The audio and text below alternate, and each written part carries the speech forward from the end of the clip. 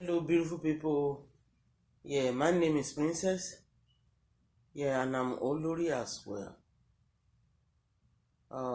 Welcome to Yoruba American Comedy. It's all about counseling, advert, Yoruba culture, American culture, and broadcasting.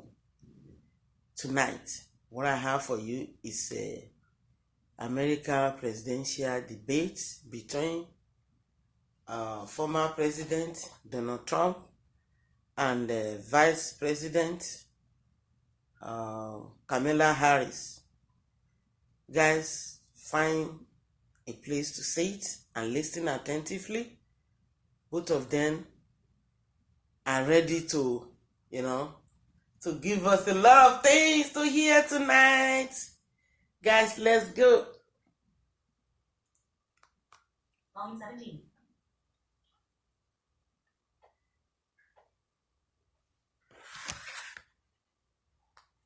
Kamala Harris, second page. Thank you.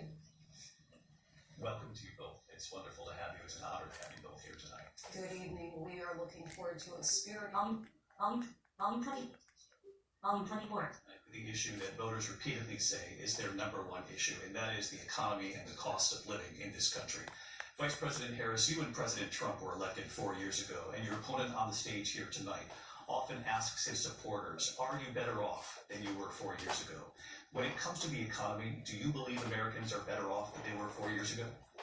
So I was raised as a middle-class kid, and I'm actually the only person on this stage who has a plan that is about lifting up the middle class and working people of America. I believe in the ambition, the aspirations, the dreams of the American people. And that is why I imagine and have actually a plan to build what I call an opportunity economy. Because here's the thing. We know that we have a shortage of homes and housing. And the cost of housing is too expensive for far too many people. We know that young families need support to raise their children, and I intend on extending a tax cut for those families of $6,000, which is the largest child tax credit that we have given in a long time, so that those young families can afford to buy a crib, buy a car seat, buy clothes for their children. My passion, one of them, is small businesses. My mother raised my sister and me, but there was a woman who helped raise us. We call her our second mother. She was a small business owner. I love our small businesses.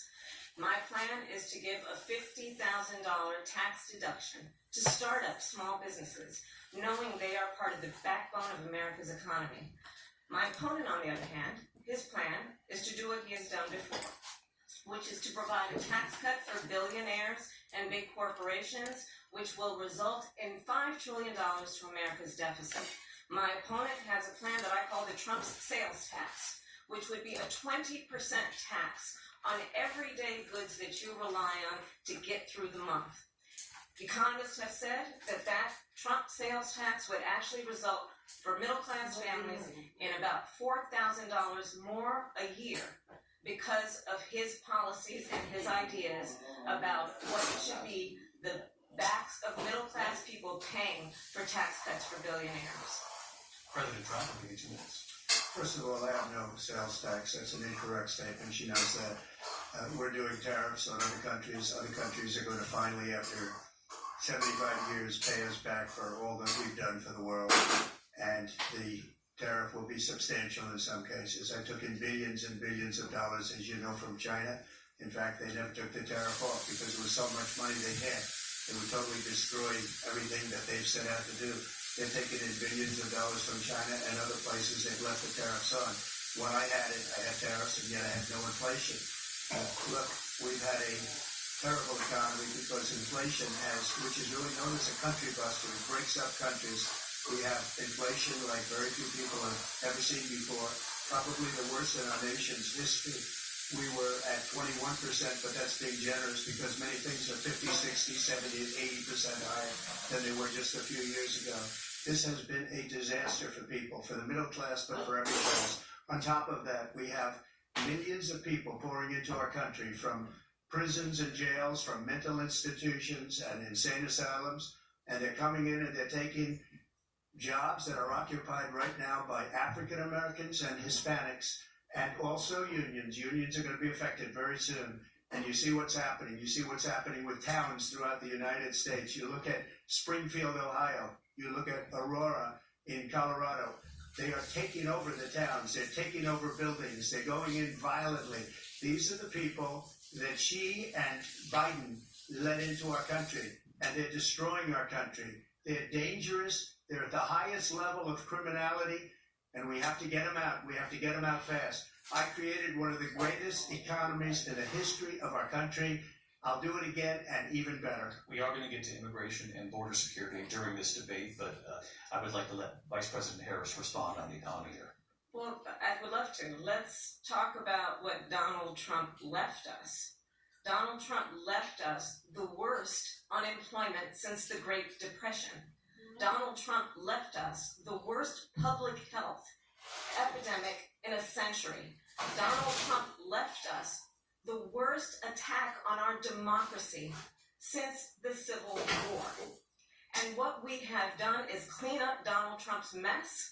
What we have done and what I intend to do is build on what we know are the aspirations and the hopes of the American people. But I'm going to tell you all in this debate tonight, you're going to hear from the same old tired playbook, a bunch of lies, grievances, and name-calling.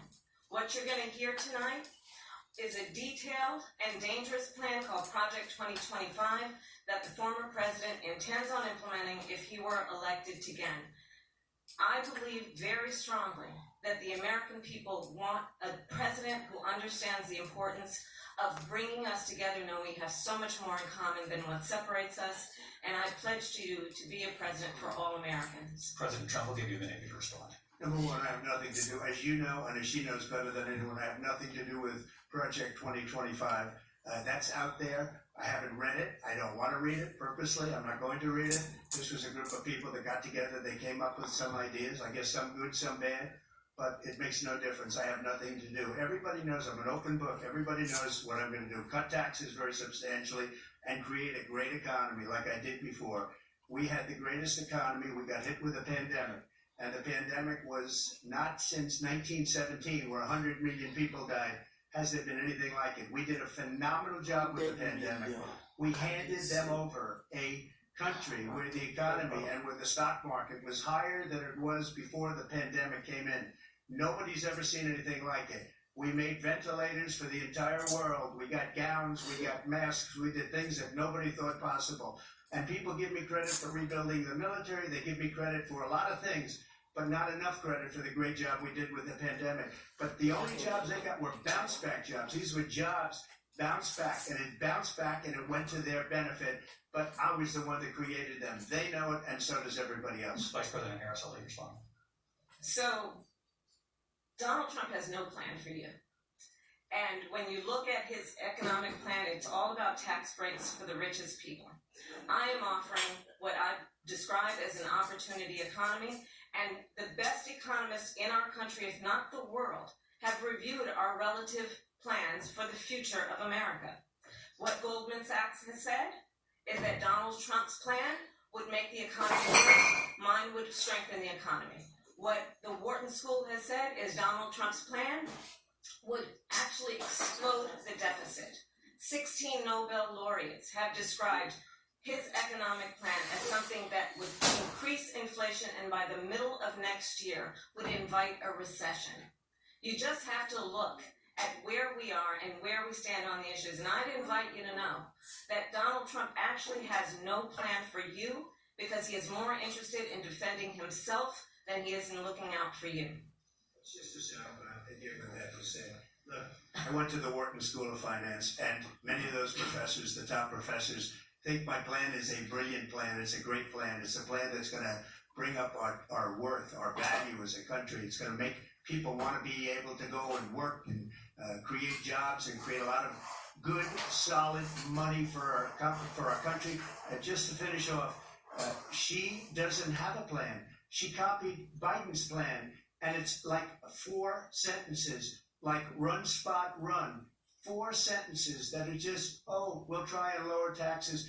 She doesn't have a plan. Take a look at her plan. She doesn't have a plan. Mr. President, I do want to drill down on something you both brought up. The Vice President brought up your tariffs, you responded, and let's drill down on this because your plan is what she calls is essentially a national sales tax. Your proposal calls for tariffs, as you pointed out here, on foreign imports across the board. You recently said that you might double your plan, imposing tariffs up to 20% on goods coming into this country. As you know, many economists say that with tariffs at that level, costs are then passed on to the consumer.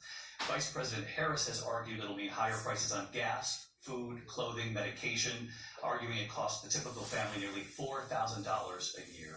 Do you believe Americans can afford higher prices because of tariffs? They're not going to have higher prices. What's going to have and who's going to have higher prices is China and all of the countries that have been ripping us off for years. I was the only president ever. China was paying us hundreds of billions of dollars, and so were other countries. And, if she doesn't like them, they should have gone out and they should have immediately cut the tariffs. But those tariffs are there 3.5 years now under their administration. We are going to take in billions of dollars, hundreds of billions of dollars. I had no inflation, virtually no inflation. They had the highest inflation perhaps in the history of our country because I've never seen a worse period of time. People can't go out and buy cereal or bacon or eggs or anything else. The people of our country are absolutely dying with what they've done. They've destroyed the economy. And all you have to do is look at a poll. The polls say 80 and 85 and even 90% that the Trump economy was great, that their economy was terrible. Vice President Harris, I do want to ask for your response. You heard what the president said there, because the Biden administration did keep a number of the Trump tariffs in place. So how do you respond? Well, let's be clear that the Trump administration resulted in a trade deficit, one of the highest we've ever seen in the history of America. He invited trade wars. You want to talk about his deal with China? What he ended up doing is under Donald Trump's presidency, he ended up selling American chips to China to help them improve and modernize their military, basically sold us out. When a policy about China should be in making sure the United States of America wins the competition for the 21st century, which means focusing on the details of what that requires, focusing on relationships with our allies, focusing on investing in American-based technology so that we win the race on AI, on quantum computing, focusing on what we need to do to support America's workforce so that we don't end up having, on the short end of the stick, in terms of workers' rights. But what Donald Trump did, let's talk about this, with COVID, is he actually thanked President Xi for what he did during COVID. Look at his tweet. Thank you, President Xi, exclamation point, when we know that Xi was responsible for lacking and not giving us transparency about the origins of COVID. President Trump, I'll let you respond. First of all, they bought their chips from Taiwan. We hardly make chips anymore because of philosophies like they have and policies like they have. I don't say her because she has no policy. Everything that she believed 3 years ago and 4 years ago is out the window. She's going to my philosophy now. In fact, I was going to send her a MAGA hat. She's gone to my philosophy. But if she ever got elected, she'd change it. And it will be the end of our country. She's a Marxist. Everybody knows she's a Marxist. Her father's a Marxist professor in economics, and he taught her well. But when you look at what she's done to our country, and when you look at these millions and millions of people that are pouring into our country monthly, where it's, I believe, 21 million people, not the 15 that people say, and I think it's a lot higher than the 21. That's bigger than New York State pouring in. And just look at what they're doing to our country. They're criminals. Many of these people coming in are criminals. And that's bad for our economy, too. You know, you press up for video links about immigration later. Well, bad immigration is the worst thing that can happen to our economy. They have, and she has, destroyed our country with policy that's insane. Almost policy that you'd say they have to hate our country. President Trump, thank you. Lindsay? I want to turn to the issue. Next in line, Kid reporter Jeremiah Bennell interviews VP Kamala Harris, NFL players and more. Jennifer Hudson Show, play. You're sponsored and 30. And Tespire says you can. Tespire is an add-on treatment for people 12 and over that helps you prevent attacks and relieve asthma symptoms. Tespire is not a rescue medication. Serious allergic reactions may occur. Get help for swelling of your face, mouth, tongue, trouble breathing. Rash or eye allergy can happen. Don't stop asthma treatments without talking to your doctor. Tell your doctor if you have a parasitic infection or your asthma worsens. Avoid live vaccines. Sore throat, joint, back pain may occur. Ask your asthma specialist for a Tespire by name. Do you think this is the biggest interview you've done yet? Because you've done a lot. I mean, the Vice President of the United States is kind of big, so yeah. Okay, so first things first, let's clear something up. So you were born in Oakland, California, right? Yes, I was. But if I understand correctly, you're a San Francisco 49ers fan, right? Correct. So did it matter one way or another when my Raiders moved to Las Vegas? It did.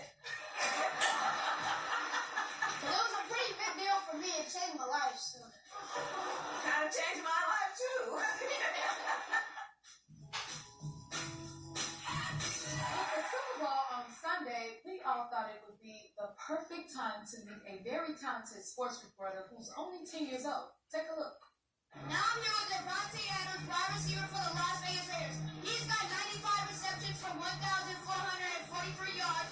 He's got 14 touchdowns, and he averages 15 yards per catch. And it's an honor and a privilege to meet you today. So what is one of your greatest memories in your childhood? I would say when I was young, maybe about 7 or 8 years old, I had the opportunity to meet J.J. Stokes, who was on the San Francisco 49ers at the time. And that memory stuck with me because I was the first professional athlete that I met, and it was just a great experience. From Las Vegas, please welcome Jeremiah. It is so nice to meet you, young man. Thank you. It's nice to meet you too. Yes. Listen, I was a little nervous because you are very professional. Thank you. Now, tell me, how did you become a sports reporter? Well, it all started when I was 4 years old because I was told to my parents that I might not be able to play contact sports because I have a brain defect and a detached shoulder bone. But I made a deal with my parents that I would play 3 sports, football, basketball, and t-ball, all for 1 year. Once I was done with that, I wanted to hone my craft in journalism and broadcasting. So, and I kept asking my mom if I could make my own YouTube channel commenting on the Raiders, but she said no because they were in California at the time. You know your stuff, So when they moved back to Las Vegas, I kept getting honor rolls in school and stuff, and then she let me make my YouTube channel in 2020. You deserve it. What else? I have something else to say because that's what started it. What's really driving me is because I want to make my parents proud at a young age because my mom she has very much health issues and my dad is a senior citizen. So I want to make them proud at an early age because most kids, they think that their parents are going to last forever for the rest of their childhood. But when I was 5-year-old, my mom almost died. I had to save my mom's life at the age of 5 years old because I knew that something was wrong with her. So I told my grandma to take her to the hospital. And they said that if she wasn't there 1 minute later, she would have died. And for a month, I didn't see my mom because she was in ICU, and those were the worst 30 days